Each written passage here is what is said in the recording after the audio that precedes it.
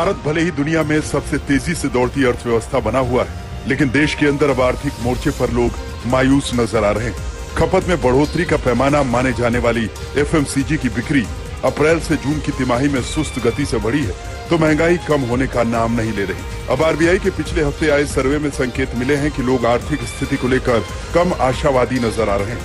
भारत के प्रमुख शहरों में रहने वाले परिवारों के बीच किए गए इस सर्वे के मुताबिक आने वाले साल में आर्थिक स्थिति को लेकर लोगों का भरोसा घट गया।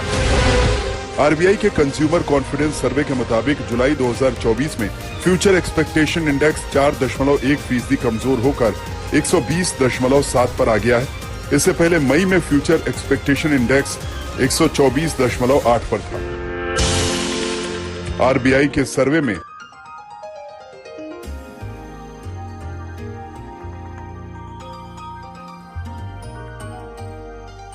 रोजगार की मौजूदा स्थिति और खुद की आमदनी को लेकर लोगों की सेंटिमेंट्स लगातार दूसरे सर्वे में कम हुए हैं। हालांकि कमी के बावजूद अभी भी रोजगार और आमदनी को लेकर लोगों का आउटलुक आशावादी दायरे में बना हुआ है।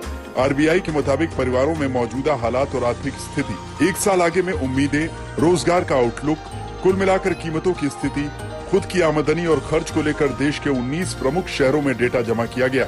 आरबीआई का ये ताजा सर्वे 2 जुलाई से 11 जुलाई के बीच कराया गया, जिसमें 6062 लोगों की राय ली गई।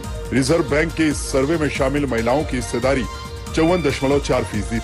बीते 2 सर्वे में लोगों का भरोसा घटने से पहले कोविड-19 के बाद के सभी सर्वे में लगातार बढ़ रहा था। बीते 2 सर्वे में खर्च को छोड़कर दूसरे मापदंडों पर लोगों के सेंटिमेंट कमजोर हुए।